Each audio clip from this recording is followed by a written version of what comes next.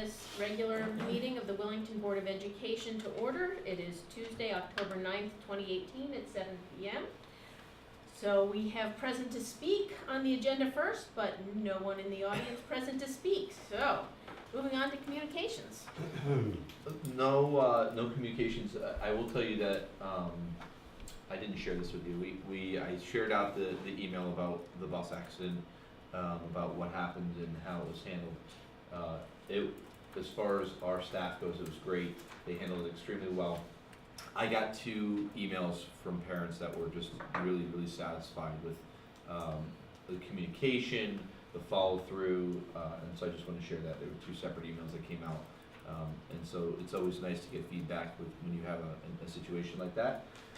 And I will say that it was a very minor accident, and thank goodness, because I think within a mile, that tornado that touched down in Mansfield was not far from where our team was that night, I found out.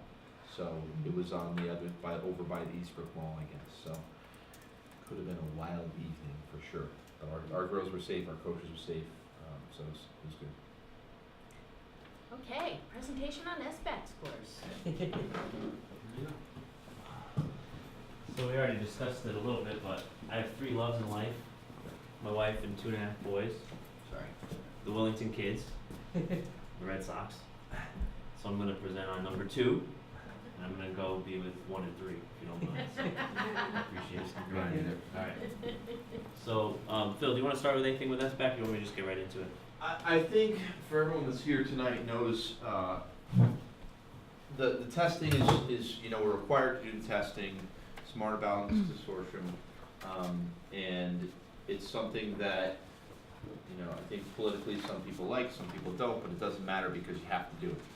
And so this presentation, and you've heard me say this, will be one of many in the future. And when I say that, I'm specifically speaking to, we need to look at multiple measures of success for our students in Willington, not just SBAC.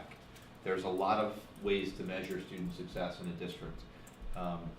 You tend to see this one presentation once a year, and I'm going to say get used to seeing other things, because we're going to start to share some data with you that goes outside of test scores.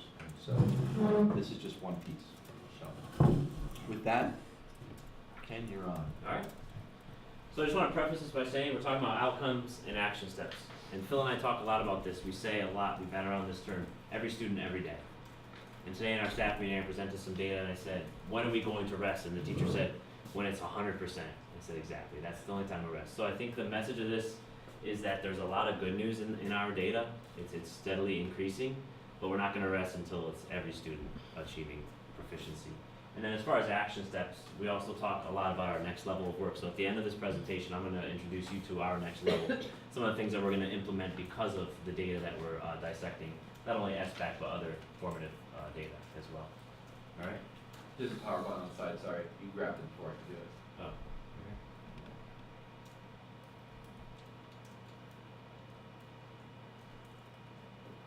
Doesn't have an Apple sign on it. Nah, I'm not. Pass it I'm over not here. into that. All right. So we'll start with ELA. ELA assessment, we're going to analyze both ELA and math today. We're going to do it through 2 lenses. One is achievement level. You got it? Look at this. Achievement level. And when we look at achievement level, it's level 3 or above. And level 3 is what we deem proficiency. So the percentage of students that have proficiency. And we always analyze it by cohort. Same group of kids across different grade levels. All right? So as we look at the cohort data, we see growth across almost all the grade levels, which is promising. Where we don't see growth, we have things in place through curriculum, through professional development, that we know will make a difference for the future for us. But as we look, I think the big takeaway for this cohort analysis is down here, as you see the steady growth that we have as a district. That's our district average. So just clarification about how to read this. Yes. The kids who are currently, say the second line down, currently in grade 4, there's 56 students. So the line across last year, that cohort was at 46. Correct. And now they're at 50. Correct, We don't need to go diagonally. Right. And It's okay. Right, and they didn't take the assessment here because they were second graders at that time. Got it. Okay. So we read it across. You read it across. Perfect. Thank you. Okay. usually as you look at the data, you try and like read it diagonally to get the cohort, but this is just easier. It doesn't really Okay. benefit us to read across and look at different groups of kids. So this is only across, okay? One thing I want to highlight is the 45 to 71 in grade 5 is tremendous growth. Okay? Those things killing me. Now you're on the presentation. So, let's move from ELA to comparing across towns. So we always compare ourselves to other towns, and specifically we go to DIRG, which is District Reference Group. And they lump us together with towns that are not only geographically similar, but similar in socioeconomics, rural versus urban. They lump you into a DIRG, and our DIRG is DIRG E. Okay? So everyone you see on this visual, except for Mansfield on the bottom, is in DIRG E. Mansfield's in DIRG C. Okay? So as you see across the grade levels, you can see how we compare to the other schools in our DIRG. Favorably in many cases, most notably Ashford and Columbia, which we sent to E.O. Smith together. Okay. Any questions? Some of the towns in our DIRG are not on that list, and the reason why is because their data pool is so small, it doesn't get released, because their number of students is so small. It just shows up, like if you see Brooklyn there as a dash in the 8th grade, So not they're that all the- dashes except one grade or something, okay. Correct. so they were set, like when you look at Union is so small, they're not in our DIRG, but if you saw someone like that, you would just see dashes across, because you start to be able to identify kids and they don't want them. Hampton's another example. Any questions? So I'm sorry, Yeah. I was just, I just, for my understanding, so Columbia is on the lowest level comparing with all the other towns? I Say- just thought say- they were doing, like Columbia, Columbia? and you look at the average, the Columbia's Mhm. average, so the 56 means they're like from all those towns, they are the lowest with achievements? In ELA, out of all those towns, yes, they're the lowest average of students at a level 3 or higher. Because I always thought that they have a very good schools, but, And they Remember, may very it's well, one this point. is just one reference point, so it's Oh, one. Point of data. Question, no, any others? It is nice to outperform them. Yeah, absolutely. What's that? I mean, on the floor, they're high. Yeah, I mean, the reason that we put this data up and just you can see by grade levels is you kind of get to see the disparity that can happen across grade levels. You see, you know, in Columbia, they have one grade level that goes 29, well, that's definitely gonna skew your data. You know, we are fortunate that we don't have any grade levels where we have a data point like that that really throws us down, but Ashford has the 7th grade that's substantially higher than the Right. others, that Correct. raises it up, there's another just outlet. because we're class. No, that's fourth grade be high all the way through. Each Across year all as- towns, As they advance, yeah. as they advance, that would be the traditional thought, yeah. Okay, alright.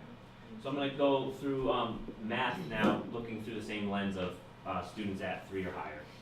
Okay, so here's that same cohort analysis in math that we saw in ELA. And again, you're looking across from, specifically from 16 to 17.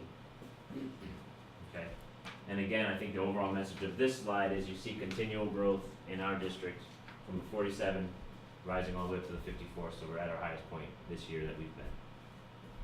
Growth in every grade level except for one in 5th grade, and that was an area that came up in our curriculum audit, 5th grade specifically, so this year we have intensive supports in 5th grade curriculum.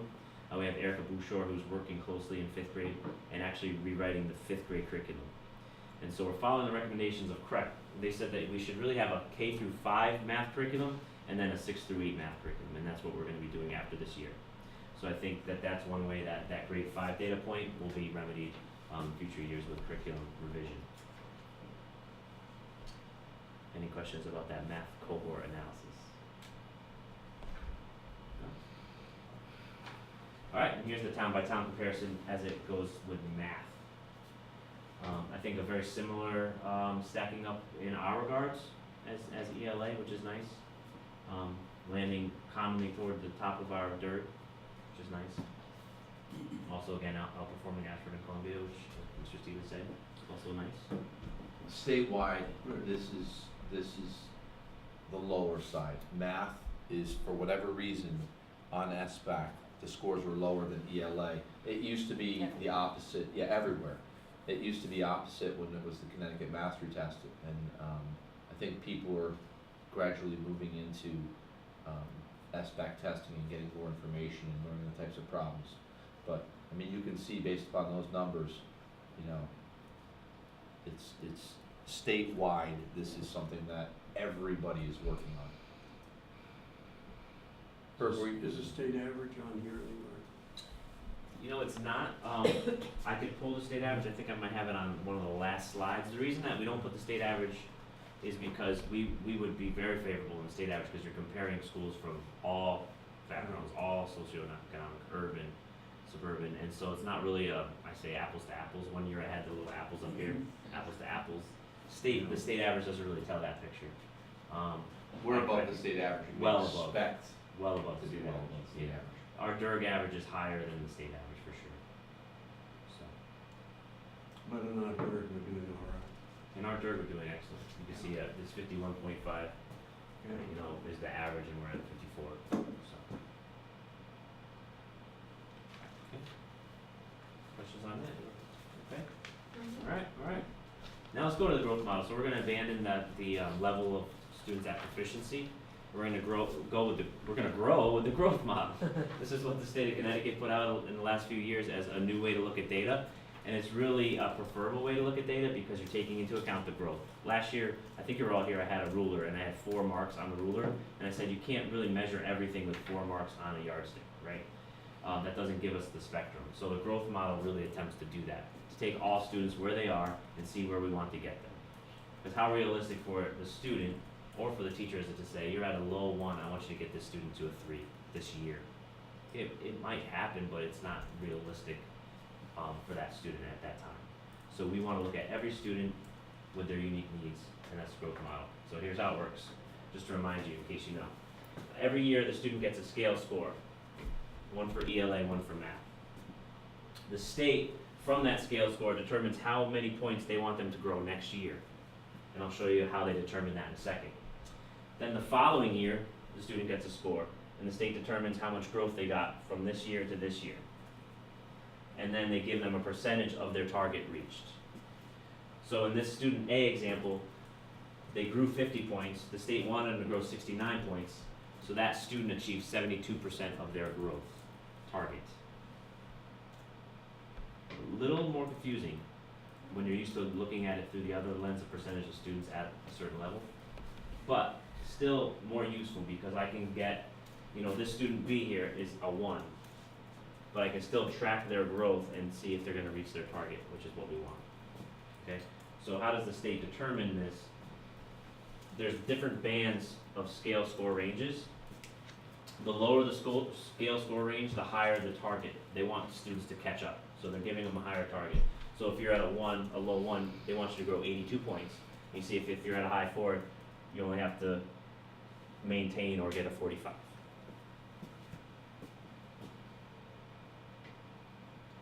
And similar in math. So here's how we stack up with growth. Both ELA and math on this slide. Same districts that we put in the previous slides of comparing to. And you can see how our growth, again, this is in Willington, on the ELA test, our students, all of our students, if you average them up, attain 68% of their target, their growth target. And in math, 65% of their growth target. So it's not 68% of the students receive Correct. the target. Correct. It's, on average, Good they pickup. achieve 68% of what the state set target. Good was. pickup. Okay. And that's the distinction that gets confusing. So only Coventry is better than us. Yes? Good recognition. And only slightly. Yes, so that's pleasant. This is probably the really good news because, you know, when you look, can you go back? When you look at this and you look at the growth that is expected of students, the state is telling you, this student has to grow this number of points. And the fact that we're outperforming many other districts in growth. If you go back to the slide now, that's what that says right there. And it's really important because, you know, you could look at overall percentages of 1s, 2s, 3s, and 4s, but it doesn't show how a student is growing. Where they come in to the Willington Public Schools and where they leave, right there, it's showing they're achieving, and they're growing, and they're meeting, a lot of them are meeting their targets or higher.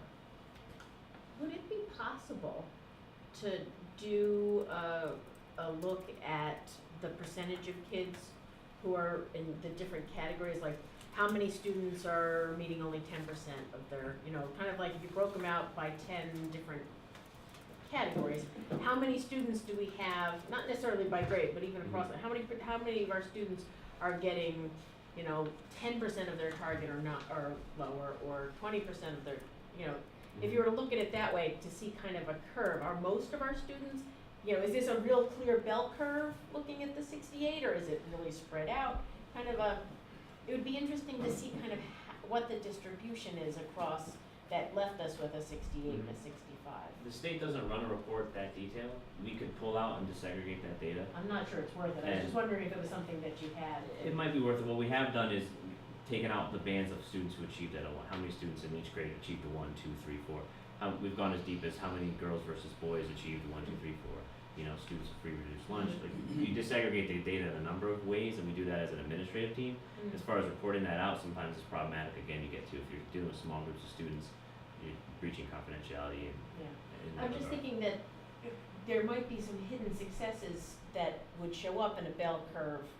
Maybe we're doing a really good job getting kids who are really struggling to meet their target, and, you know, maybe we're not doing as much for kids who are gifted, or maybe it's the other way around. So I'm just thinking that that might be an interesting way of, maybe it's even just looking at this percentage for each of those 5 bands.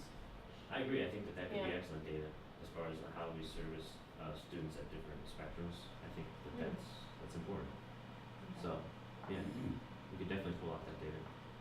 Don't do a special run if you come across something that's Trust me, that's there. my 4th love is pulling data. Yeah. I'm Oh, not making this up. Don't let me stand in your way, please, run with it. Who sets the target? State Department of Ed. State Yeah. Department. They haven't shifted it in It's 2 not the years either. same, No. it's not the same for each grade level. Say that again? The No, target it's- is different for each Mhm. grade. Each grade level. Yep, you see the grade levels go here. So for each grade level and for each achievement level, it's different. And the scale scores are kind of absolute, that's why they go up in number, that's why you go from a 21 to a 2,500, right? It's the, as you learn more, you're, you know, okay. Yeah.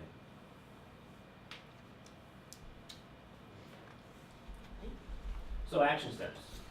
So at Hall School, we did perform that comprehensive curriculum audit last year, and this year we're implementing a lot of the recommendations. So we're working closely with specialists from East Con and Craig, and they're coming in to do professional development during the school day a lot. So it's a very, it's really kind of a cohesive approach to professional development. Math teachers are creating and implementing common formative assessments that are administered at the end of the year that measure students' achievement of the Common Core, and the teachers are aligning their goals to that assessment.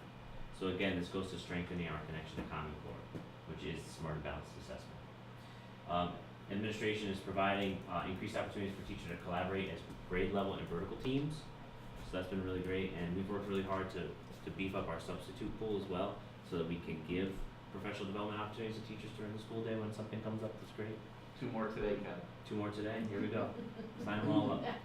So that's been really great for us. We have a new PBIS system. We reached out to the state last year for free. They come out and they do a full audit of your positive behavior interventions and support system. And they made some recommendations to us, and we are fully implementing those recommendations this year. Ken, can you talk about that, because we were talking about the PBIS initiative earlier, and I was talking about the triple R tickets. Yes. Can you just kind of talk about what you've done for the PBIS rollout Yeah. and how it impacts, or how you see it impacts smarter balance and scores and climate? Yes, so we've had a PBIS system for many years, but the core values are supposed to be something that everyone has a shared understanding of. So when the state goes around and say, hey, what are our core values? We had like 5 or 6 of them and no one really knew what they were. I think it's integrity, maybe some character, respect must be in there, right? So first thing we did is we have a shared understanding. So our students all know now it's respect yourself, respect others, and respect the work. We really felt like that encapsulates everything that you need to do to be a successful student. So we have rubrics all over the school. We have a what's expected grade when students achieve those expectations in the classroom. The teachers are giving them a rating based off of that, 1 through 5. We also have the triple R tickets where if a student's caught doing something special in the hallway or the classroom, they're given a triple R ticket and they can put that in a bucket and get a reward for it, an intrinsic reward. I'm not giving out pencils or Happy Meals or anything like that. It's lunch with your favorite teacher, basketball with your principal for the day. They're all intrinsic rewards like that to build relationships. That's our philosophy. And we shouldn't be giving out little trinkets and things like that. How do we see this affecting our achievement scores? And research shows that PBIS and systems like that increase student achievement because you're limiting students doing undesirable behaviors in the classroom because they know what's expected. All too often students don't know what's expected. And not only that, but you're not nurturing positive relationships to build in the classroom. So we really believe that PBIS is one other way that we can support those behaviors in the classroom that lead to success. Speak to how we connected this with SBAC last year. How we connected, the tickets for effort. You know what, I totally blew through my letter here. I'll get to this at the end. But last year, Phil and I really pushed effort for the kids because we don't want the kids feeling pressured. Like, this is the SBAC test. Like, I gotta do so well. We said, listen, we honestly don't care how you do as long as you try your best, as long as you show growth. And that was our message that we pumped to the students. So when we handed out a rubric to the teachers, and when they noticed the kids trying their best on the test, they gave them tickets, which just like the triple R tickets, they would put in a bucket to be principal for the day, super soaker battle, all these really engaging activities for the kids. And we noticed that really had an impact on the students, and that's kind of how we adopted it into our PBIS model, because we said, wow, the students were really incentivized by that. Let's try it in this capacity. So we did notice a huge increase in just students just trying their best. SBAC is challenging. It takes a lot of rigor. It takes a lot of mental demand to just stay on the task for a long time. And so you really have to pump students up to try their best. And that's why we think respect yourself is a very important part of the 3 R's that we have. All right? Any questions about PBIS other than that? Really good, sounded wonderful. Thanks. All right, and then our new schedule introduces more STEAM options. And you might be asking, what does this have to do with achievement? We have a lot of data, whether it's attendance data or conversations with parents at open houses and curriculum nights. Their students are more excited to come to school because they have that carrot, that thing that they really are so engaged about. Little Timmy wants to come and go to robotics today. So he's running off the bus. And I'm having, hey, Timmy, slow down. He's excited to go to robotics. Those are the things that also increase student engagement because the students are more bought into school. And once you have them bought in that one area, it expands to other areas. Let's spell out what this STEAM is. STEAM, science, technology, engineering, the arts, and mathematics. So we have a number of STEAM options this year: robotics, makerspace. I'm doing a chess club. We have theater arts, yoga for students who could definitely use that kind of physical activity. So a number of options. Okay. And then we're using our win block a little differently this year. We made some slight adjustments to our what I need block for this year. With the new Readers and Writers Workshop, which is mentioned in the first bullet, we're doing more independent reading time during the win block. And we really see that as being integral to our growth in our reading scores. And we're purchasing really high interest books for students, especially in the upper grades, especially boys, because traditionally across our country, across our world, it's more difficult to engage boy readers because the literature on our shelves doesn't always align to their interests. So we're actively seeking out really high interest books and then pumping those books in the kids' hands during that independent reading time. Oh, a question. Yes. Like, do you have online somewhere the list of those books for boys which you recommend or which are available for kids to read? So maybe parents would have a chance to talk to kids and say, hey, look, I saw this book Yes. in your school. Like, do you have it somewhere Good online question. posted? We're in the initial phases, so we have our book list. Okay. Our second step is we have a literacy committee that we just formed this year that is being tasked with this high interest literacy push, and we're gonna host literacy nights where we bring families in and we have books and we have book discussions and we try and engage them in reading as a family, because we see that as, for us, when we've had the largest gains in student achievement, it's been when we've been able to engage the family in reading with the student at home.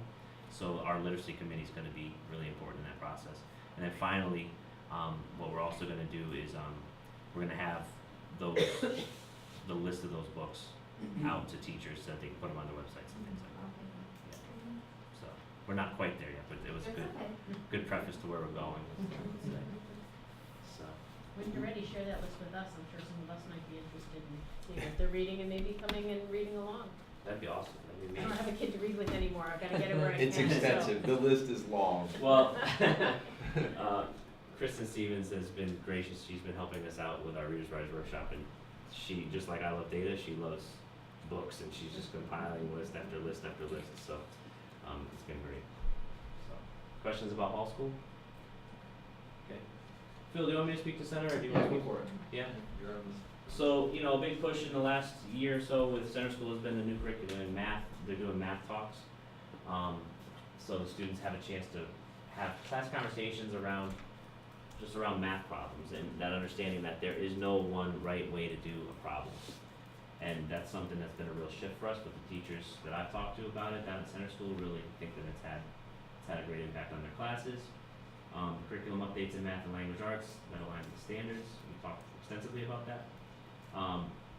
When we talk about literature with them, they're gonna be continuing their nonfiction reading, which is a real area of growth for everybody, not just Willington, but really pumping in more and more of the nonfiction texts.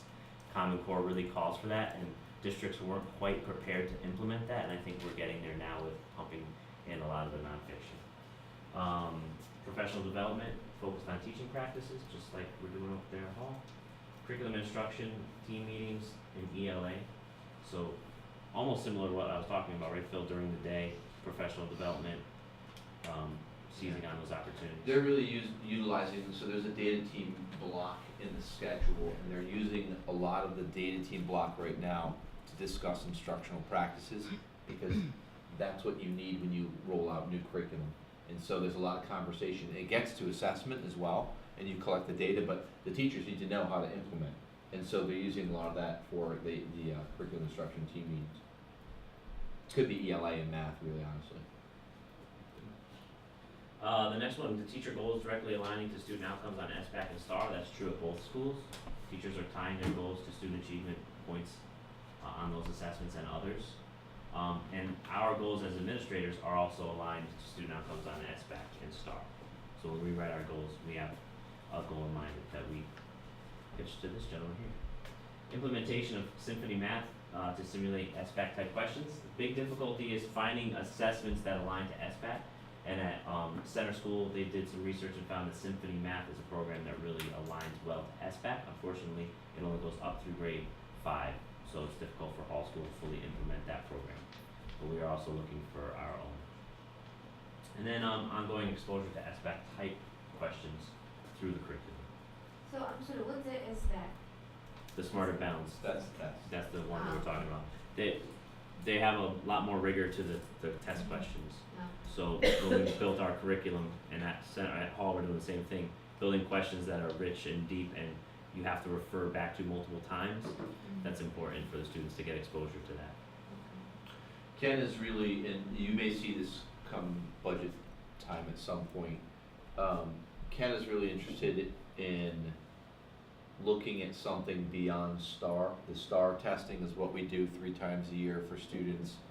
And the thing that we made a correlation last year, yours was based upon grade level equivalency. Grade level equivalency in math. And Yeah. mine was percentage. We could predict pretty well how a student was gonna score on SBAC. Problem, and this is Ken's drive really, is that it's a predictor, but it's not helping our instruction.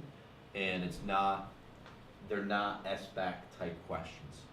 So, you know, it's one thing that's on our list of things to do, and I know this is a hot button thing for Ken, to try and find a testing, you know, equivalent that's quick and it's engaging for kids, but it's also, without teaching to the test, they need to be able to break apart questions that are a little bit longer. So it's something he's looking into. That's the last thing you got in your hand right there. Alright, so last year, as I mentioned, Phil and I had a real push with the students to just try their best, so we had a pep rally. Phil and I, we wrote this letter and we said, we wanna share this with the Board of Education next year when we share our scores. So I dug it out of my records and said, I think we should share this, because as I look at it, and as we look at this stuff, and as we look at our students who are trying their best in the classroom, I think it's really, it really fits. So it says, Dear Willington Board of Education, on behalf of the Willington Public School community, we are extremely excited to share our results of the state testing, the SBAC. Every student worked extremely hard, did their best, and never gave up. It shows in our scores, as every student that has taken SBAC in prior years crushed their old score. All of our third grade students who have never taken SBAC outperform students in surrounding towns. In summary, we rocked SBAC. Our students and staff are amazing. Sincerely, Mr. Craig and Mr. Stevens. And I think that fits. It might not, every word in there might not be totally factual, but it's pretty close. And our students did try their best. And the message of this and tonight is our students and staff are amazing. I really believe that they get all the credit for this. So I appreciate you listening to me tonight. Does anyone have any questions at all about anything heard? I think that's a great way to set expectations by kind of projecting yourself into the future, what you want to be able to say happened, and you made it happen. So that's great. And it's wonderful. In the beginning was the word. So you did that word and it came through. That's wonderful. Thank you. All right. Thank you very much. Thank you. I appreciate it. Thank you for your good job. Excellent job. Thank You you. can leave that open and put on the other. Artist of the picture month? for me. Yeah. You want to fold? Put it in press, yeah, please. It'll be pretty quick. Thank you, sir. Thank you. Have a good night. Have a good night, Okay, everybody. Thank thanks. you. I'll Don't- text you later when the Yankees are winning. Yeah, No, don't give me that. don't text us until he tells you the meeting's over. I don't want to be distracted while we're going. I left my phone in the office. No rubbing it in that it's 12-0 again. Okay. Moving on to Board of Education Chairman's report. Last time I promised that we are going to continue to look at the method by which we are able to appoint Board of Education vacancies. And it is something that I'm reviewing the statutes. It might be something that we can address ourselves with just changing the process within the 30 days. We are looking into the possibility of maybe giving ourselves a little bit more time, which has been a problem when it happens over the summer and we're not necessarily all here because of vacations. That 30 days is really tough to be able to meet and actually have time to come up with questions and vet candidates and talk to them before folks are appointed. So I'm still waiting for some additional answers from the lawyer, but we'll continue to keep this on the report and I'll keep you posted. And when we're ready, we'll put it under new business to talk about, but we're still paying attention to that. The other is I On hand, that, go ahead. Would it be a good idea to, are you thinking in terms of interviewing, having the board interview and have a series of questions for each candidate? I would that like, type of thing? yes, I would like to have In the a set list of questions ahead of time.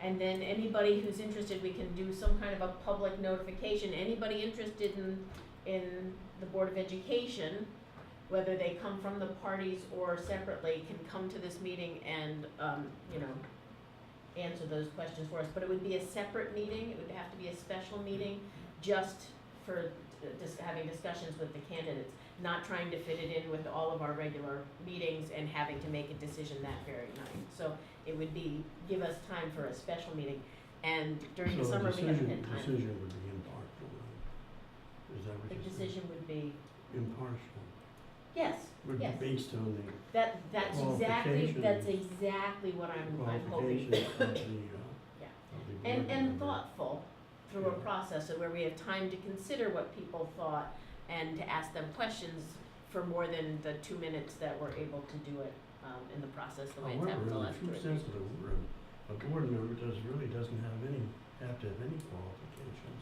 And to we're be a not board asking member. for qualifications. And if you look across the state, Mhm. you have all kinds of citizens that are being Mhm. appointed to the board.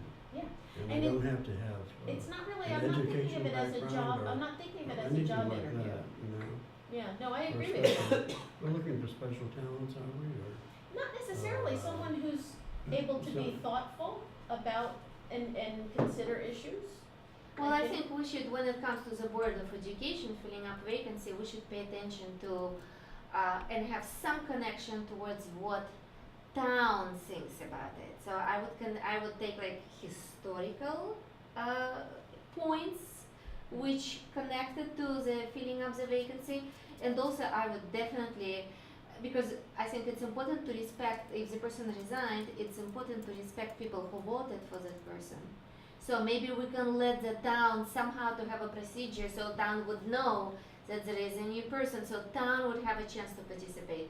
For 30 days, I agree, it's very hard to engage the town and to let people know what's going on. So, but I think there are lots of aspects, I don't think Mhm. it's a simple question. And I It's think not. we should consider it, in coordinates with other boards. The That's statutes are specific to the Board of Education, and we have to follow the state law as it stands now. There may be an opportunity for the town to pass an ordinance that would create a Willington-specific process that might supersede that, but I haven't gotten clarification if we're allowed to do that yet. If that were the case, it might make sense for us to have a broader conversation with the town. There may be other boards that also would like to adopt something similar, and it makes sense to do it all at once instead of here and there. So it's something we're looking into. We will be considering what those questions should be. We would ask all of the folks the same questions. But I'm kind of putting this out there to give you a chance to think about what types of things would you like to know, or how would you phrase a question. We'll have that conversation down the road when that time comes, but for right now, I just wanted to kind of plant the seed to give you some time to think about it. Thinking, as a matter, really, from traditionally, as you know, the board seated a candidate from the party that left the board that was duly elected by the citizens of the town, Mhm. so that if we follow the pattern you're saying, it is a considerable shift from that Yeah. position. That You was know, the process that had because been that means used that- previously on a handshake. It was not a written policy or a process, and no one in town who was not active in politics knew what the process was. That So- may be, but So I But promised past for us to practice- come up with a written. past practice plays a huge role, Mhm. in something like that. But And if that's something we What want you're to include proposing- in our policy, What we you're can do that. proposing is a change, really, and it's food for thought, it might be a good idea, I don't know. Yeah. But we're kind of shifting from the traditional means of doing it. It's kind of an afterthought, because we did it the other way before. Mhm. We had, two seated that were, it wasn't from the party that was seated, and this is a major shift in thinking of your thinking. I don't know if the entire board is thinking the same way. Yeah, but it Right. doesn't have to be a shift. So what Michelle is saying, that we should just make rules on the paper. So we can still discuss and we can respect the history and put that historical rules, but put it on the paper so there would not be, disorientation. And but I personally think it's such an important question that question was getting town meeting together. It's definitely Out worth of having. the board Mhm. meeting, just call the town meeting for this particular question. So I think we can just, decide, 7 people decide what to do. If it is a change from the way we've done things, and might require more than the 30 days we have allotted, it would have to go through the town to create a special act. It would not be just a policy decision. If we wanted to just put in writing what our policy is within the limits of the state law of the 30 days, we could do that. But I'm thinking that the 30 days is a little difficult because of the timing with the summer, but I don't know whether or not that's even possible. So I'm letting you know that I'm considering it. I'd like to make the process transparent to everybody in town about the way that the vacancies will be filled. And I'd like to make it fair so that anybody who's interested in serving on the board can be considered, and that it's not a friends of Michelle are allowed to apply, or friends of Phil are allowed to apply, or friends of John, or friends of Herb. So I don't want it to be an unfair process. I want anybody who is thoughtful and wants to serve on this board to be considered when we're appointing. It's a different process than a political process, but that doesn't mean that we're not going to have that discussion about what the process has been and what we think the process should be, because I think that's fair for the town. And hopefully at a meeting like that, we would have a lot of people in the audience. We can't call a town meeting, so we would have to have conversations with other people in town about the right way for this to happen. But at this point, we're still gathering research. So if any of you wanna, look at and talk to people on other boards and find out how they do it, and you have friends in other towns, now would be the right time to do that, and we will put this on the agenda in the Yeah. future. So I don't wanna discuss it ad nauseum now, because we have a lot of other pieces. But I just want to comment what you said. You said it's important if the person just comes out from nowhere and says, I am qualified, and nobody in town knows that person. I think the person needs, if he should qualify if there are people who recommend him, not just, I am here, hello, and nobody knows the person. So that's important. That's an election process. I think So that we have that to is respect exactly, it that and is just- exactly what we're going to have to look Yeah. at, is what the process will be and what the criteria are. Because as Herb said, there is not a criteria that someone have experience in education to serve on this board, or to serve on any board of education.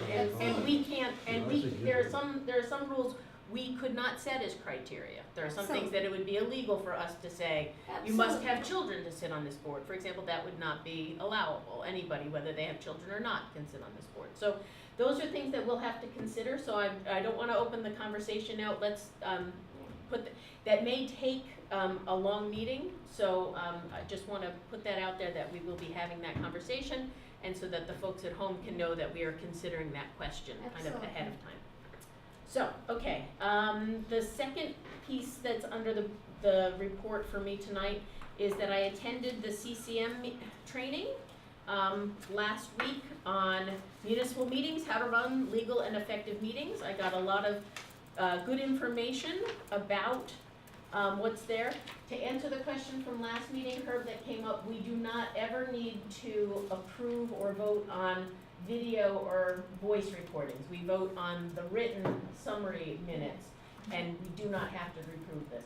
There are, however, statutes for document retention, so we do need to keep these available for at least 6 months. And I will be reviewing those to see if they're the same for audio and You can other. keep the video for longer than 6 months too. You can, and it doesn't cost us But you anything at can this use point. it for reference purposes. It's an excellent idea to keep them a lot longer than that. Yeah. So it just means you can't put them up for a month and then delete them right away. Right. So Well, if the video is on YouTube, for example, it's there forever, video. This one could be removed from our site, so that's what we. Well, need to- it's actually the other way around. We have no control over the video. Yeah. They could remove the video at any point. That's not our record of video. And the reason I that understand. came up at the CCM meeting, someone in another town said that they were having an issue, that the person who was taking the video, no offense to the person taking the video here, but the person in their town who was taking the video was editing it and cutting the meeting short, so that an important section of the meeting that they didn't want shown was eliminated from the video. Absolutely, and it's the- important. Mr. Forsythe, who ran the training, said, there's nothing you can do about that. Anybody can create a video and edit it in any way they want. However, we can, However, as our video. We can create our own video, that's Yeah, exactly absolutely. what he recommended. So when it comes to budget time, we'll definitely be looking at the costs for that, because I think that might make sense for us. And we, yes. And then we have it, and we can keep it forever, and then we control how long we can keep it, as opposed to somebody else who controls it, so. And we can have policy which clearly states that the video must be unedited. Right, That's it. absolutely, Correct. absolutely. Whatever comes. So if you have any questions about the packet, the first half was mostly on Freedom of Information Act, and the second half was a lot about Robert's rules. So if you have questions or thoughts, I'd be happy to answer those, not now, but you can send me a quick email if there was something. I took a lot of notes at the meeting, it was very interesting. And I would, since we are members of CCM, I would recommend that if there's anything that comes across your box, that you participate. This was free and did not cost the town anything. other than, Do they mention executive session? they did mention executive session. There is a section in here Is under there a section executive in here? session. And we've been doing everything right under executive session. There was not a, No, not exactly. no? Was there something in particular that you were thinking about? Well, I was gonna mention, like, today, I think do we have executive session on the agenda?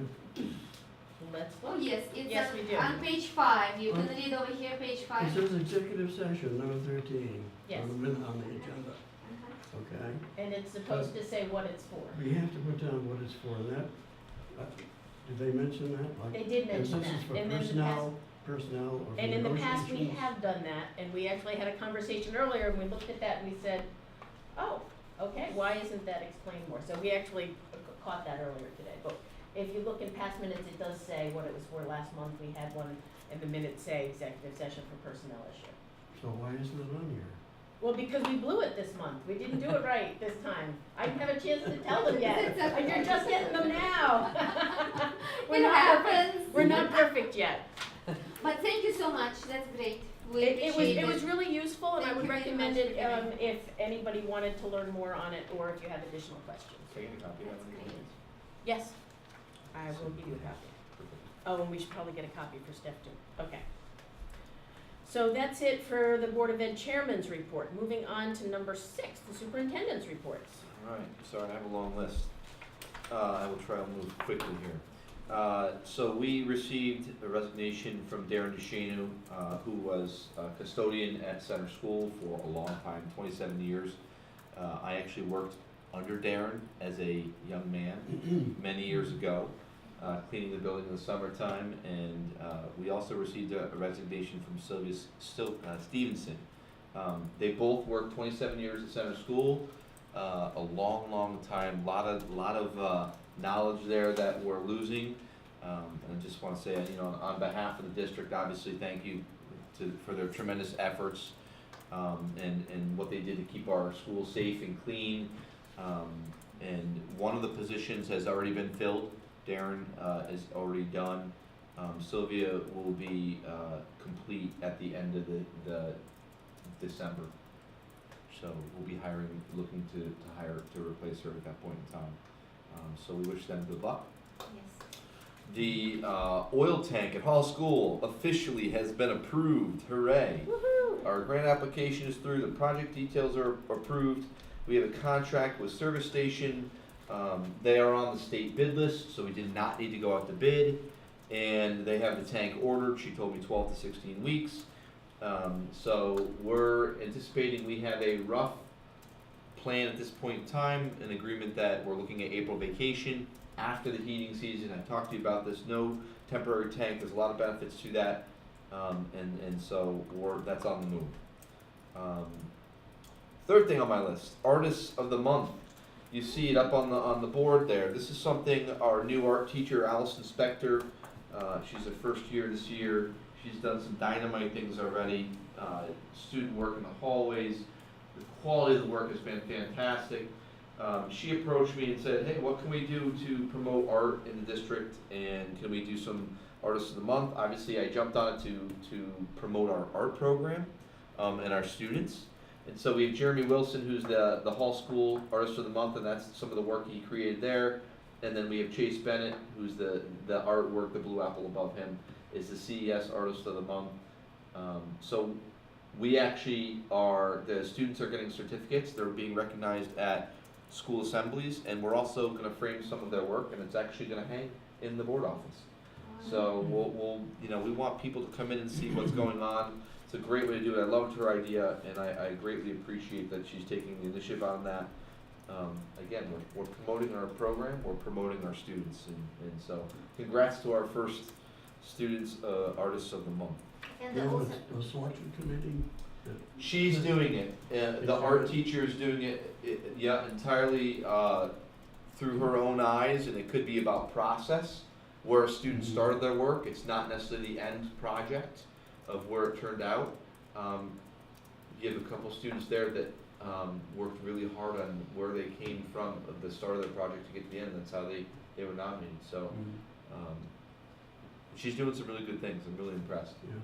So So, and they decorate somehow the halls in the whole school? So she takes if you see Chase Bennett's picture and you see the apples above, there's those, that's one of the hallways, and she's spending a lot of her time hanging artwork. Wonderful. And she's gonna do at least one art show she's already promised. There is a ton of great artwork.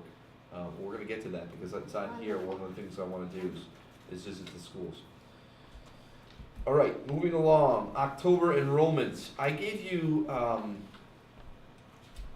the handout that has enrollment information on it, and I found it intriguing just to, I was just gonna give you this year's number of 431 students. We have 240 students at center school and 191 at HMS. But if you look at that handout, the last 5 years, we are pretty consistent. We're right around between, 431 and 440. If you go beyond that, it's where you start to see some of the changes, where we have a declining enrollment. But if you look in 5-year periods, like the 4 years before that, it was 460 to 495. We're not seeing these huge drop-offs anymore. We're pretty consistent. I have heard, I don't know if they're gonna be homeschooled or if they're coming to us. I've heard there's a family with 10 students that is moving into the district. I have no idea if we're gonna get a bunch of new kids, so that could change our number drastically. I guess the point is though that you see that we are pretty level, and people talk about declining enrollment in this town, and that 5 years of data right there says we're pretty flat. Our enrollment is pretty flat. It is where it's been. Obviously, over the last 20 years, much different story, but that it's leveled out. Questions about the enrollment? Okay. The BoE retreat. I apologize, Ann Herb. I know you showed up. Go ahead. On the enrollment phase, previous to this year, where did you get that information from?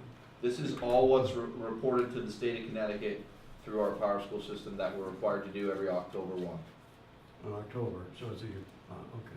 Every October 1st, we're required to report our enrollment to the State Department of Education, and that's what you see there. So that's the number that's been reported. Yeah, because usually that's the date that's used, October. Correct. It's the date of the state report Okay, that we must abide by. thank you. You're welcome. The Board of Ed retreat. So it's been rescheduled for October 30th from 5 to 8 in the media center. And I just want to talk about the purpose for a moment. And really, Before you do that. yeah, I have a question about the 30th. yep, It was scheduled, then it was postponed, and as you know, I had a little difficulty, and I didn't get notified, yep, by phone and stuff like that, so I wasn't aware of the fact. And there might have been other board members that had the same, yeah. situation or problem, and it was changed, but it was changed arbitrarily to the 30th, and I'm pretty busy, and I'm sure everyone is, and when I look at my calendar, some dates are taken up and some aren't. Mhm. So when a date is changed, no one checked with the board members to see whether they could make it.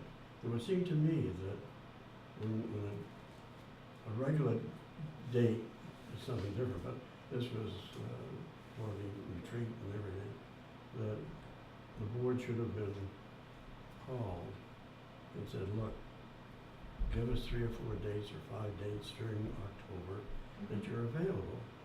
And then you get a spreadsheet out in front of you, and you find out that every board member has a certain date open, and you pick that day. But this way, it's difficult for some board October members. 30th is the date because our attorney is free that day. And when I say free, I mean cost. He's free. That's one of the only reasons I picked that date. In No, almost I'm not every being other, critical, I'm just saying. Yeah. in almost every other case, we do ask at the, We're gonna do for that the tonight. policy committee meetings, we discuss are you free this date? So in every other case, we have done that. because the retreat was dependent upon the lawyer's schedule, because he was coming to give a presentation to us, we were limited and, you know, we had one date and now we have another date. If it turns out that a whole bunch of us can't come on the 30th, one of the reasons it's on here is to find out tonight if the 30th is available, since it is still 3 weeks away.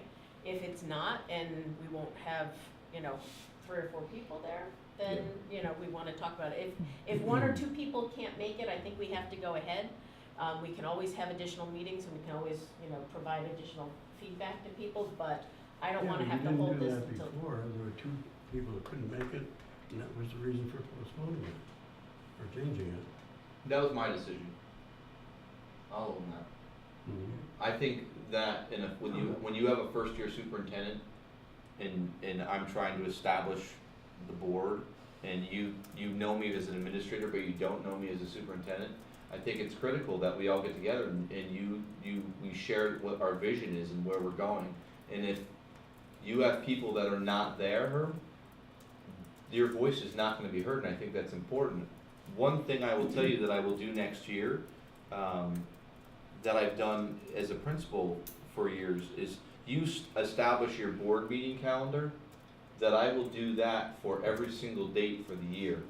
Because I think we all have an obligation when you make a commitment to be a Board of Education member, or obviously a superintendent, that, to be at meetings and to be places, and I know that, I mean, I have 2 kids, I fully understand how busy the schedule is. And when you do that on the front end, you know, when you establish 25 dates on August 1st for the following year, Yeah. that's how it should be done, and that's what I did as a principal. All my staff meetings, all professional development, you know, when the building council team leaders were meeting, all those things were established. And that's something that I've already seen I need to do with the board, because you're all busy people too. And I know that, but I wanna make sure everybody could attend. So that was one of the reasons I I changed think it. that's an excellent idea, but we should also be aware that there will always be special meetings we have to call, as we Sure. described before, if there's a If it was an resignation or emergency something, or an meeting, I would, emergency. you know, But I say think that. it's a great idea for at least the ones that we can have enough forethought. We know every year we're gonna have a retreat, and, if anybody has extensive vacations at any point planned for 2019, please bring them with you to the next meeting if you know you're gonna be out for a week or 2, so that we can work around that for those dates. But it's a lot safer a year in advance than it is 3 or 4 weeks in advance, for Yep. sure. Okay. Alright, moving I'm along. not angry about it, I'm just, you know, Oh. just. It's not optimal though, You know, and it's, recognizing that it's not Just optimal. something to think about, you know. Can you come on the 30th? Hmm? Can you I'm always come on the reflective of it. 30th? Can you come on the 30th? I'm not gonna tell you yet. Oh, come on. Well, before we leave this item on the agenda, I would like to have response from Yes. everybody who's here, if they can come. So Tuesday and Wednesday till Thanksgiving, I cannot come.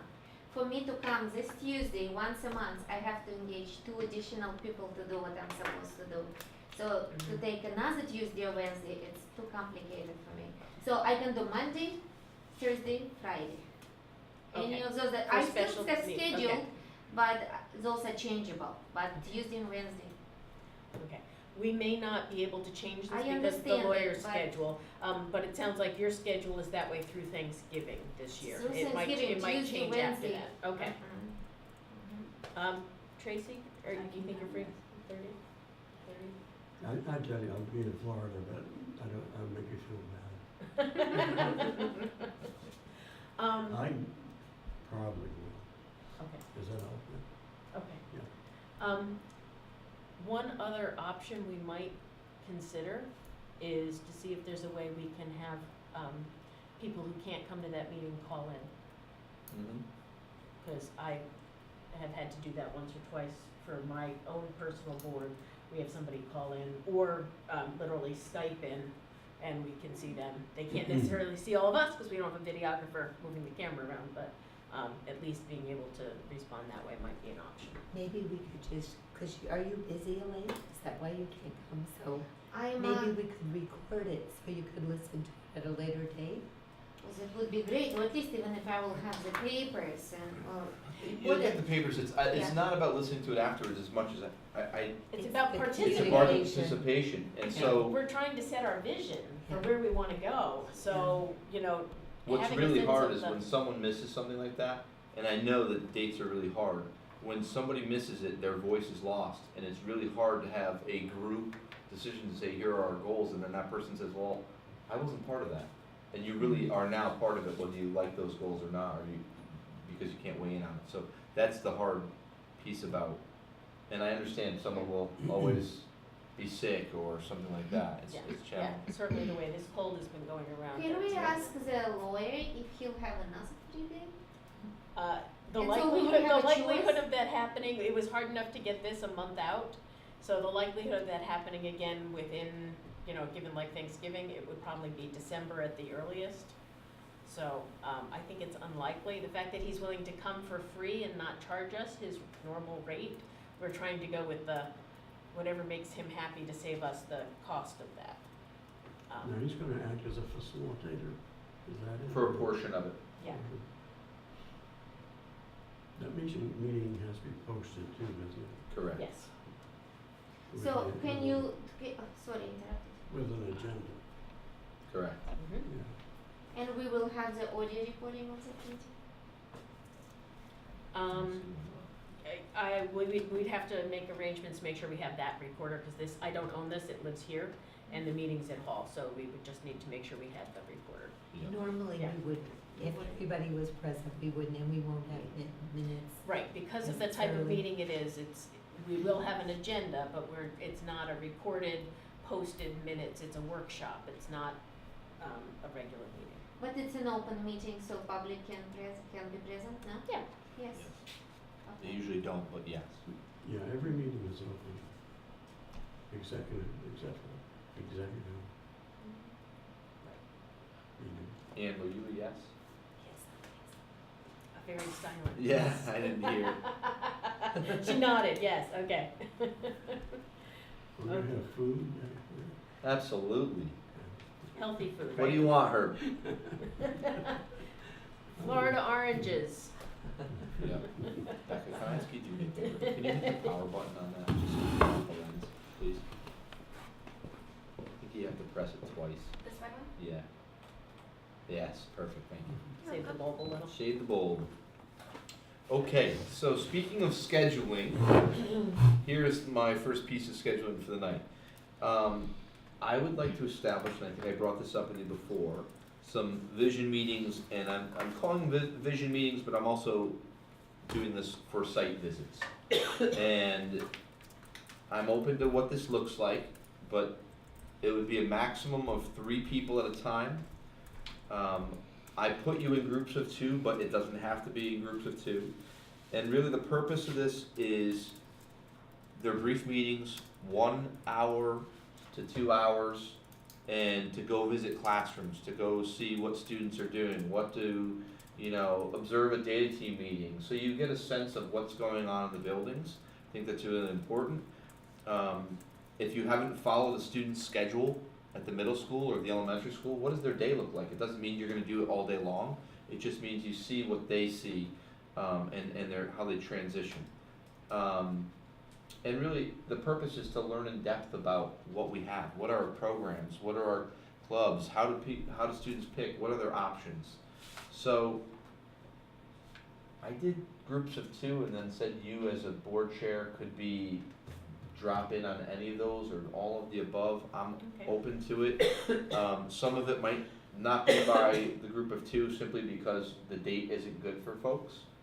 And I don't have any dates there, but it makes sense to try and establish these, and they're during the school day, which is hard on many people. So, I know folks that are working, maybe you're going to hall school from 7:30 to 8:15 because that's all you can spare.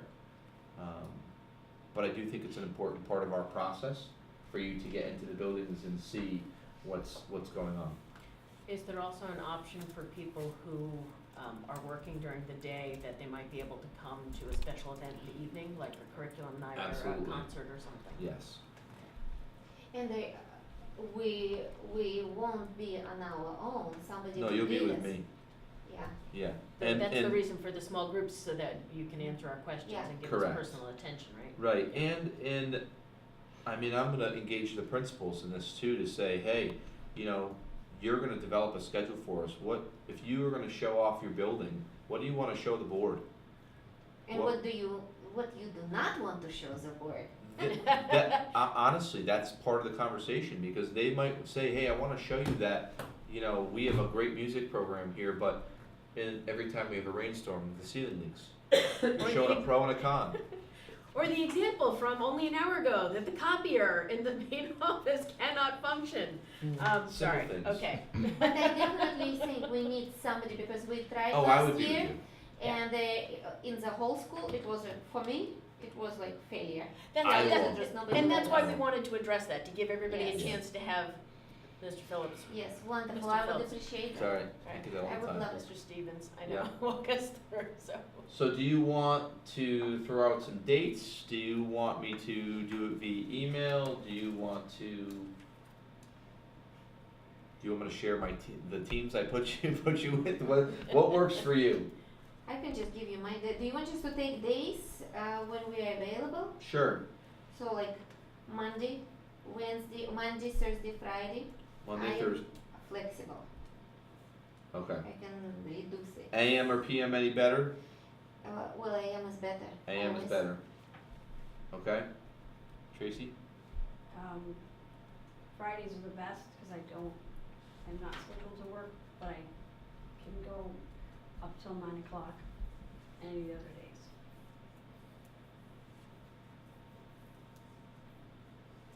My goal is to do a couple of these, and so even if you get to one school and you see some things, and I think it'll help you for budget too. You know, what do you wanna spend your money on? I mean, that's really, how do we develop our budget? It's interesting. So what you're saying is if we saw Center on our first visit, we can go see Hall on the Correct. second. It doesn't have to be on the same day. If That it's might be easier hard for to you do. on the same day, then we could do that, but that's, Well, are there many changes in Central School? you have a new principal in there. Because I think we had such a It- great It's different tour for every last person. year, so. Everybody's had different experiences, You and want- not everybody was at that visit, so. Yeah, because I. And I will share different, I will tell you, I have a different lens on as a superintendent than I did as a principal. Okay, So I will share some things that sure. maybe look different. I can do Monday morning till 11, if that works. Are you saying this Monday, or are you just Mondays in general? Mondays, let me look at this Okay. Monday. So I This think- Monday I cannot, Yeah, and that's. Okay, The that's ones fine. you I'll, signed up. I'll, Probably too soon. but after Okay. that I could do till Yeah, I wanna 11 give- o'clock. the admin team time to prepare. Michelle, do you have anything Every day is different. okay. I have a lot of flexibility when there's notice, but I can't predict it. Okay. Herb, any day for you that's good? Not next week, but the 23rd, What day of the week is that, Herb? that's a Tuesday. Okay. 25th, And what else, give like extra date, so Mhm. they would have a choice. Anything Do you that have we any get, other date, so it would not be one? I'm sorry. Do you have any other date when you are available? Except that Tuesday? Possibly the 29th. Okay, I got a couple dates. And I'll put this out because it's gonna be, it's gotta be an email, I can't call you on this, but I'll put it in writing of kind of the purpose, what you'd be seeing, we'll put a schedule out for you, and I'll match you up basically by days you're available, okay? I just can't make it too big, because otherwise, it's not as meaningful, okay? All right, first 100 days. I wanted to share just some of the things that I've been doing because it's exciting. I went to the Hall School Curriculum Night. It was well attended. It was well put on by the teachers. They did something a little bit different this year, where the parents followed the student schedule. The teachers did a great job. I was really impressed. I went to the first PTA meeting, and they had a big crowd there. I've been to numerous boys and girls soccer games. Math field day at Center School last week was great. I was there. I had numerous principal forums before and after school, really to collect data from parents and, hey, what's going well? What are your concerns? I fed them donuts and coffee. Got some great feedback. I've put out surveys at this point to staff, and they're in the process of completing them. I have surveys out to folks that are not attending our public schools. I said I would do that for charters or privates. I have emailed out a survey to them. I sent out a survey to parents. I got 114 responses from parents. So we have some great data that I'm gonna be sharing with you as part of the 100-day plan. And then we also are doing a professional book club. The teachers are volunteering to read. We put out 3 different books. They're meeting before school or after school, and they're signing up. So professional learning as a group, as a district, trying to bridge the schools together on some things, and we're excited about that. So some exciting things going on the first 100 days here on the job. EduTrack update. We have, if you remember, as of 9/11, we had 89 users, and they had made 32 payments. As of 9/28, which is the last time the report is run, we had 116 users and 55 family users to make online payments. So to this date, we've had 56 payments made online. That's a lot. In just basically a month of school, that's a lot. So we're doing well. And Tish, who's the town treasurer, and I are tracking very closely. You remember I told you that the fee that we charge online is $2.50 per transaction. And that's to cover the cost of the program, and right now we are almost spot on. So it looks like it's good. Where we have to monitor this is over time, because people put money on their lunch account. They tend to do it early in September. They'll put out a couple $100 and they'll pay the $250. Well, if at that point later on they don't put as much on, we just have to see how the fees weigh out. So it's going very well at this point, and we'll continue to look to see if we have to adjust the fee. Obviously, we want it to come down, but we have to collect data to do that. All right, I think that is it for my report. Okay. Oh, did you have I any? have a question. Yes. The principal search, person Yes. start, anything started, Are we going? Is, or is that for next time? that's for next time. Okay. Sorry. It's not on the agenda, and we really can't talk about it in detail, and there's really not much to tell you today, so. Other than it's over. Good, thank you. Yeah, okay. Number 7 is financial reports, and we did get that, that's attachment 1. Yep, you have the financial report. You can see what's there for balance. There's, again, we're getting some of the bills in for special education, but that tends to kind of cruise along. Some of it comes in later, depends on, a lot of that is outplacement tuition, things like that. So you're gonna see a big percentage there remaining for a while. When the bills come in for $40,000, it comes down gradually.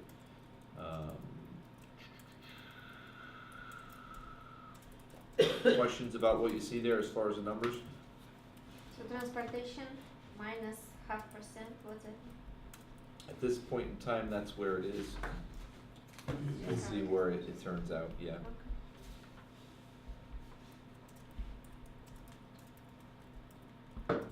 The one thing I will tell you is Donna has shared with me that the fringe benefits that you usually see some money in come back each year in insurance, and it's looking like that may not happen this year, just because of how people have utilized insurance in our placeholders. So It's good to know, it's why we put a placeholder in the budget, we so. want to share. The curriculum and staff development, it's 41% has not been expended. Some of it has. We're gonna have additional professional development. Oh, yeah. And so we'll utilize some of that. Yes. Some of that is curriculum work, and the work that Ken was talking about with East Con and Crack. If they bill us quarterly, that's when we get the bills in.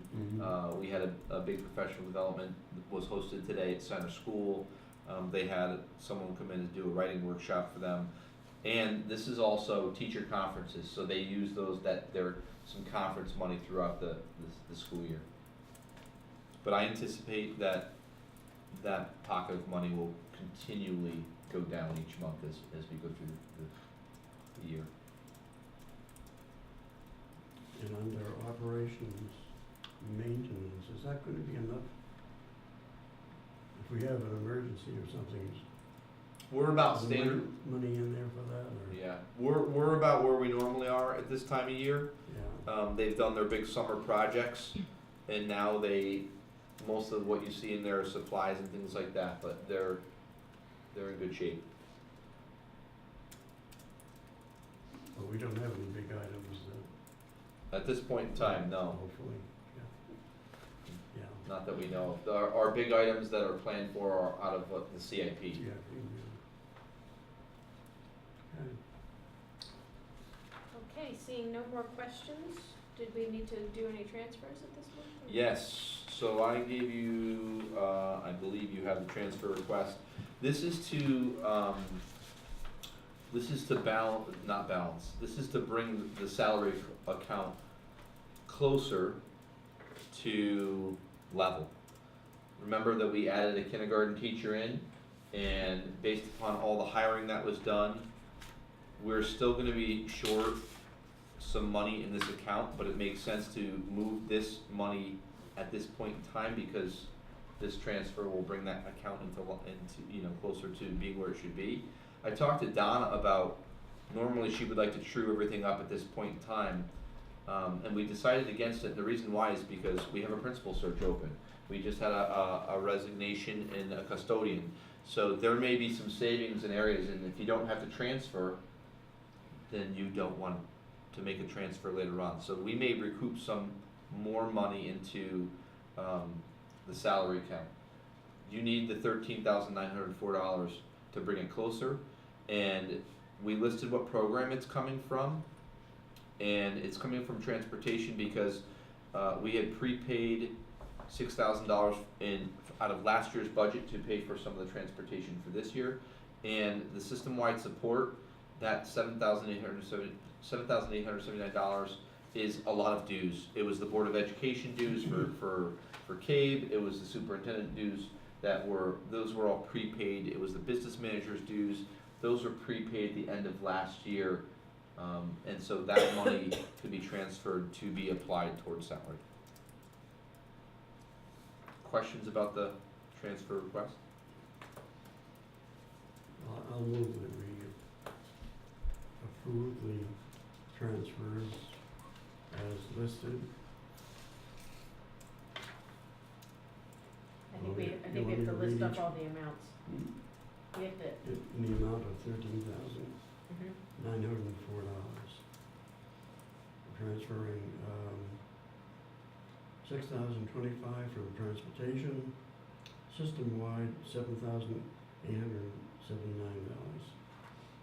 and replacing $13,803 in the City Gas Elementary School education staffing area, and 101 in the middle school. thank for you, Herb. staffing. Thank you, Herb. Do I have a second on the motion? I second. Elena, thank you. Other questions? Okay, seeing no further discussion, all those in favor of the motion to transfer the funds from transportation and system-wide support into the two staffing accounts, signify by saying aye. Aye. Passes unanimously. Okay, next on the agenda is the budget timeline for the next cycle. Moving right along. So I pulled together probably 3 documents from Jackie and looked at what's been done in the past, and this again gets to your availability. And I am creating basically one document for you with all of the dates on it. I didn't give it to you because it's in such draft form that I'm only looking at dates. The document I'm referring to will have when the Board of Finance budget hearing, the deadline date, when the referendum is, when we want to approve our budget, all of those things will be on this paper. I guess for the folks that have been here, my first question is, Jackie had reviewed a few programs. She set budget workshops and had reviewed several programs on one night, and then came back on another night and reviewed several more programs, and then had a third meeting with some final discussion on programs and changes, and then at some point the budget was voted on by you. Does that system work for you to schedule 2 to 3 workshops? I think it was a little hard last year because there were things which we would like to change. Do you remember we wanted to come back and change something, but we already voted for the whole big piece. Can we maybe vote like separately for every part? Not making like a few like last year I think there were 2 parts. We voted, first we discussed one part, voted, then second part voted. Maybe we can do a few votes for every separate part, so it could be more, But even before that, there were 1 or 2 that were budget workshops where we didn't vote at all, right? So Yeah, we we had. would just discuss So it. we discussed it, Just review it. so we reviewed it, and I think it took 2 nights. We did this yeah. and I believe, if I'm correct, that they were very tight, that we did this all within a week or 2. We did a lot of meetings. It was a The- lot. the It was year- within 2 days, actually. Yeah, the year previously, we had done it like, a Monday, and then a Wednesday, and then a Monday, like at once a week, so that we had time to think about it and ask questions and absorb it, and, cause it's a lot of information to take in too, and so we did, 2 meetings to discuss the budget and have the presentations, and then, no, I think the first one was a presentation, and then there was a workshop where we dug into the details, or the other way around. It was, one of them was a presentation like here with it up on the board, and the other one was in the library. I think More she of did discussion. looking at her notes, Yeah, I think she did the presentation, the first year, the second year were different. okay, that's what, okay, The second year, she did a presentation, a general presentation on the overall, because you wanted to know, here's where the budget stands right now. And then she did 3 programs, center school, hall school, and transportation. And then the second night, she did other programs. So in that case, if we followed a similar pattern, we would take 2 nights to dig into the budget, and then the voting that we would do would be after that. And the process by which we vote has to come out with the categories.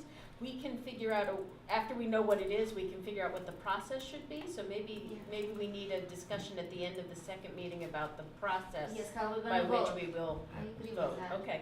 I do too, and I remember that, what you're talking about last year, and I Yeah. think maybe what We can't tell at this point, cause we don't know what's Right. gonna be in the budget, you but, may wanna do straw votes and not hold you to approving a program. Yes. Because I think if you approve a program and then you wanna come back because you want to increase dollars in another one, you can't then go back to that Yeah. program because you already voted on it, so. Yeah.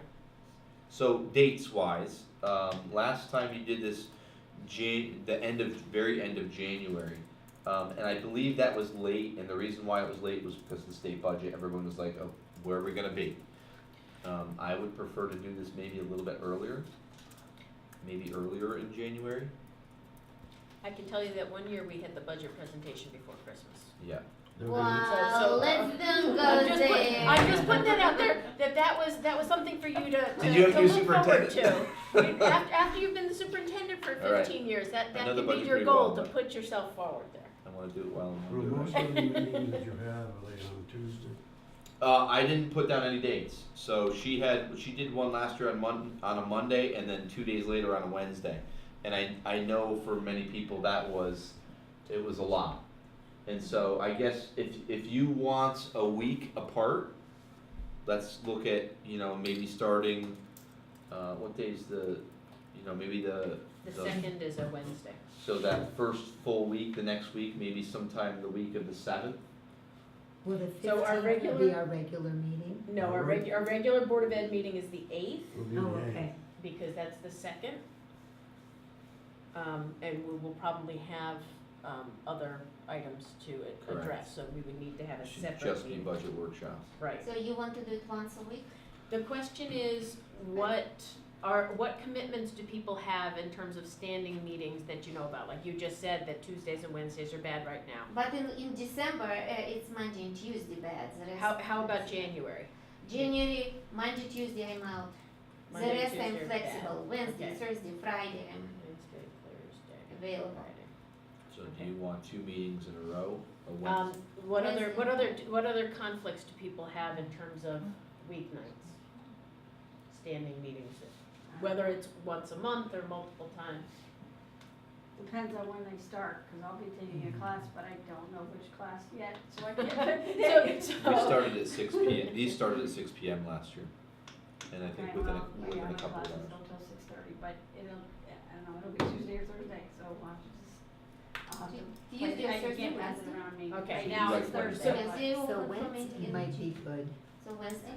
Maybe Do Wednesday, you have- listening to everybody else. do you have any commitments on Wednesdays in January that you know about yet? I have one on the 2nd and on the 30th so far. Okay, So so January we won't 9th. do it the second, so. 9th, 16th, and 23rd 16th and seem to 23rd. be open at the present time. Oh, that would be pretty good, What 9th was and it? 16th? 9th, 16th, and 23rd. So we For 3 paid days. a week, we have a meeting on the 8th. Is it a problem, I mean, the budget workshops are for us, but do we have to They're spread open, them they're out open to the public meetings, on different nights or? and they're not part of our regular annual schedule that we do a year in advance, so these all are special meetings, and it'll say, we're gonna discuss the budget, and that's all we're gonna discuss, so it's not a, because it's a special meeting, it makes it easier, because we're only gonna talk about the budget, we still have our regular meeting that month on the 8th to discuss everything that we would otherwise discuss. We will probably need, again, do we know yet when the Board of Finance deadlines are? I didn't put the dates So- in yet. So I believe that in the past, we've also worked backwards from that date, so we may go into, February if we need to, so I would think it would be smart to try and have your vote done on your budget by your February meeting. right, so, but if we were looking at Wednesdays, I'm just looking to see if I can look at my schedule with the, so I think it's the 6th. It would not be a week of our meeting, but as a possible 4th date, should we need it. I'm just saying in 6th of terms of February? February 6th. Yeah, So that's good. right now, the 4 dates that we're looking at are January 9th, 16th, and 23rd, and then skip 2 weeks to February 6th. So 4 Wednesday nights, generally starting at 6 p.m., it's a little earlier.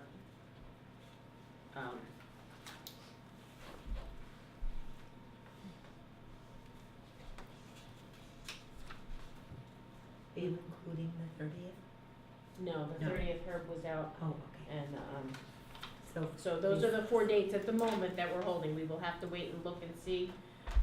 We do have 2 members who are out, so we do wanna double check to make sure that both Tiara and, Stephanie are not out on those dates, but that's our tentative. Yep, Strategy I'll for get a now. draft going, and I'll put all the dates in so you have them all. Okay, You know.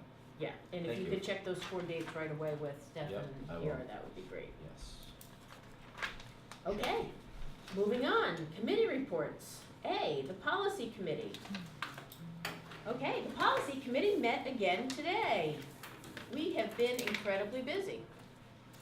And we have worked through, we believe, all except for one policy.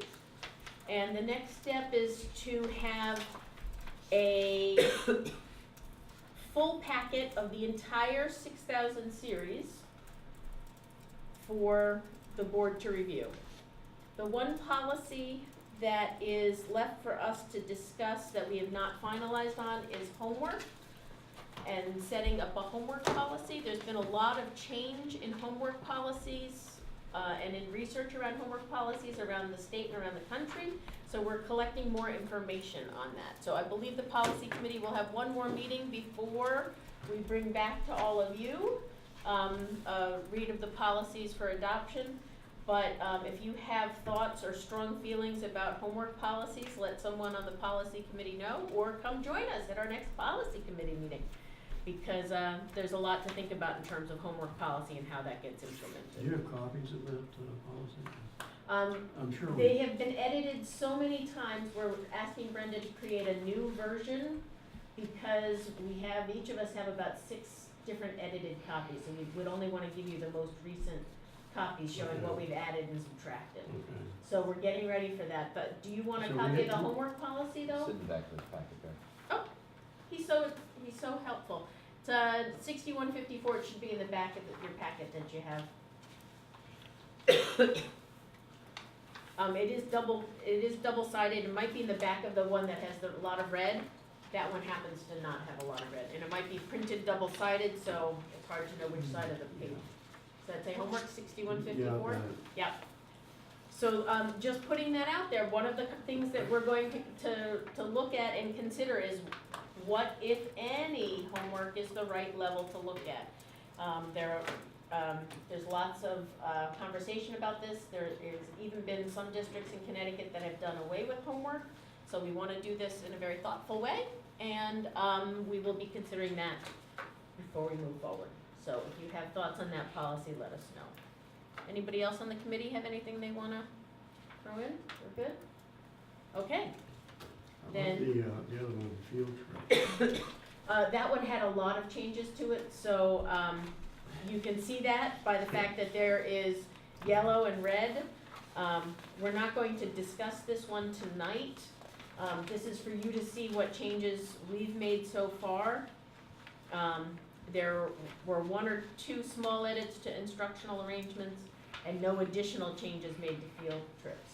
So that's where we are at the moment, but you can see that we had already done a ton of work on field trips, with some On the sections. field trips under overnight, on the statistical part there, Mm, in the policy, it says that they have to have at least 2 people. The 2 people. Can you tell me exactly, are you on the regulation or on the policy? It's a policy, isn't There, well, this also includes the regulation, so it's on the one that says, This one here. the one with the numbers? The number of students and adults? Okay. it? What's your question, Herb? Well, in the policy somewhere, it states that there have to be 2 people Yes. on an overnight, but on this graph here, you have 1 adult or 1 to 5 students. Right, so, But it doesn't, I can understand 1 to 5, mhm. you have 1 adult. But on an overnight, wouldn't you have to have 2? So it does say, if you look in the text right below there, that an overnight trip must have a minimum of 2 chaperones. Right. And if the student population on the field trip is both male and female, 1 chaperone must be male and That's 1 what I must mean, be it female. says that in the. Right, in so, the, so that's true for the whole group. This is the ratio of students per adults. So if you had only 4 students that were all boys, this is saying 1 adult if it were not for an overnight Yeah, I trip. I can't understand imagine that. that we would be doing that. So your question Yeah. is, which part do you think is inconsistent? Well, I said, these 2, in other words, you have to have a minimum of 2 chaperones.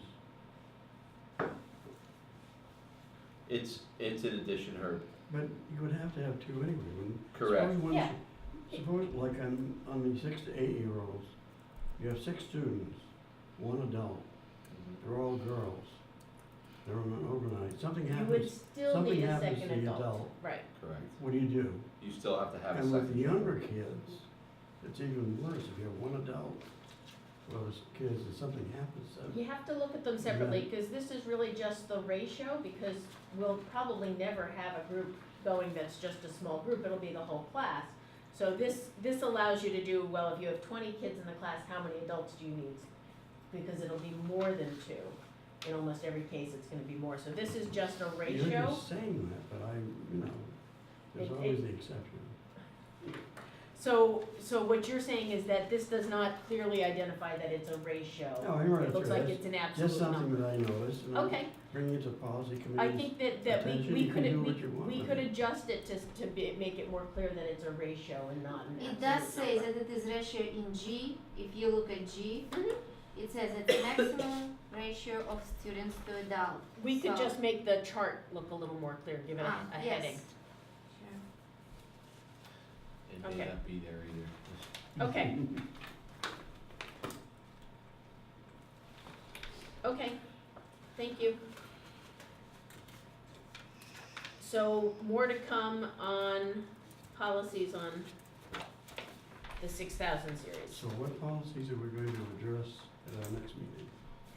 So the next meeting of the policy committee is gonna look at the homework policy. The homework policy? The And homework policy. This will be the first reading, right? So at this point, the policy committee may not even have anything for a first reading. We have to give it to you in writing for it to count, and if the policy committee has not drafted anything that's been shared with you, that can't be the first reading. So I'm not sure that we will be at that point at our next meeting or not. We are almost to that point. The only thing that's missing is homework. If there was an urgency to it, we could pass everything except for homework. But I think it makes sense to do the whole group at a time if we can, unless anyone feels differently. And homework may look quite different than what we have. Yeah. Phil is looking into different policies to see if there's something we can adapt or. At some point, will the whole board get a copy of the policies Yes, with a listing of all yes. policies? They will get a copy So- of, So we'll all have our own binder with policies in it? no, but for the 6,000 series, when we do the first read, we will have a printout of the 6,000 series for you. Everything else is on the website and it's online. So as we move through them, every time we do a section, we give the board a copy at the reading. We haven't given out binders before, in part because it's a large chunk and they are changing all the time. We don't want you to have to be swapping paper in and out to know what's most up to date, because they have been changing as we're updating all of them. This is not the last section either, is it? No. But the policies are, they're the guiding light of, this is what we do, Yes, and the board isn't gonna have copies of the policies? they're available to everyone at all times on the website. There's nothing hidden about the policies. If you would like to print out a copy of them, or if you would like a printout when we're finished with the whole series, I'm sure we could accommodate you and, you know, we cannot use the copier in the main office, knowing that they couldn't get, 5 of these done today, but we could, at that point, I think it might make sense if people wanted a hard copy at that point. I'm not sure it makes sense to do something where you have Not to now. change. Yeah. I'm saying when it's completed, If you ever would like to completed. request that at the time, I think we could do that. I would never want a paper copy, I'd be happier with them online, cause I can do a search. If you would like a paper copy at that point, I'm sure we could accommodate that. When they're done, I think it makes sense. Doesn't make sense to do it ahead of time, but, If they're ever done. They're ever, there's but not- please don't scare me. That's the point, You know? is they're constantly, They're all constantly yeah, changing. absolutely. And that's the way policy and curriculum is the same way. Okay, well, I'll think about that, cause I like Okay. that. I'd like to Yeah. have it. And there should be a point where they've all been reviewed like a- recently. I like a hard They may not copy, a finish, binder. but. You know what, I would like the same copy too, because it takes so much time, unnecessary time to go to read them online. There are extra things, so I was trying to get that copy for myself, to put it together. I don't have time to search that search engine with policies online. They are not that easy, it's not like you open, you have to click constantly, go back, open, close, so it's not. So I think we should consider to provide for those on the board who want the hard copy when it is all done. I think that's okay if we will. Yeah. I think it's a great idea. We will When ask, there's new we will ask policies again come when up, the time you can comes. insert them in Yes. the Yeah. binder and. We will ask when the time comes, and hopefully after this large review is done, we won't be reviewing